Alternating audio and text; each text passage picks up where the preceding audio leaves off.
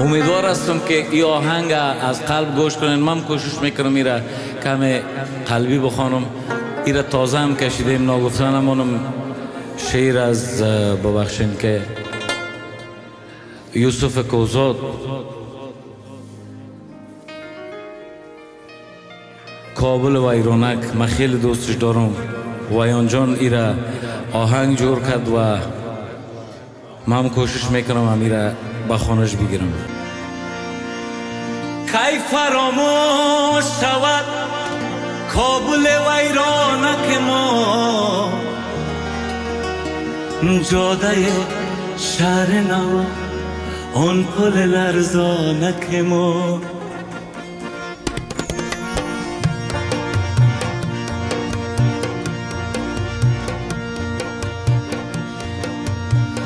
کی فراموش شود کابل ویرانک ما، جاده شهر نو آن پل لرزانک ما.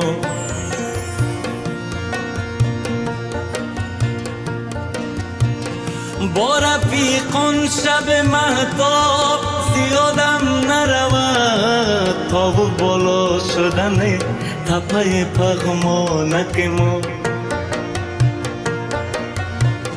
دلم از بی وطنی پشت خودم می سازد، که چی بازی چه شده خاک غریبانک ما. حرص دنیا چقدر خاطر داد بباد، جشن آزادی بوان، جشن آزادی و شب های چراغانک ما. خوش هوا بود بغان شاعر غماس از هرا، تخت رستم به سر کوه سمنگانک ما. ما با این مردم دنیای گرسنه چی کنیم؟ دست هر دوست فتاد است و گریبانک ما. با یکی کاسه شوربا بود و سه نان فطیر، هرچی میشد به خدا عزت مهمان.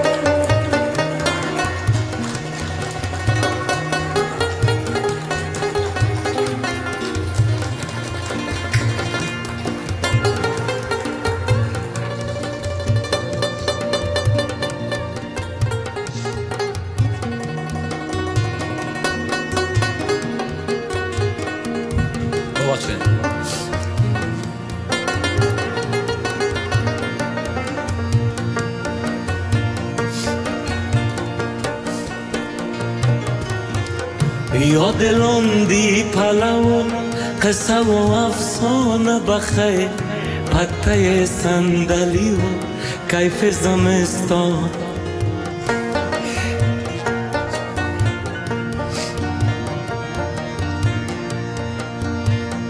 نمک خانه وطن دیدهشان کار کنن،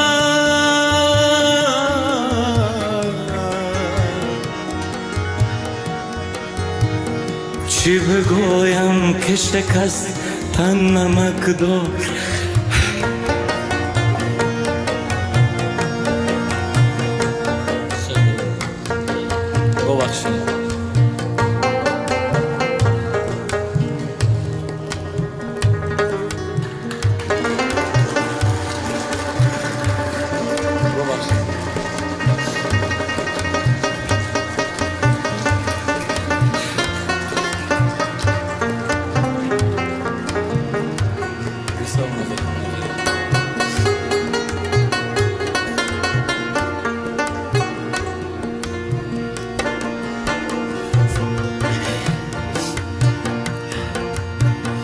فارغ از کینه و از عقده و از درد و علم چقدر لطف و صفا بود به دورانک ما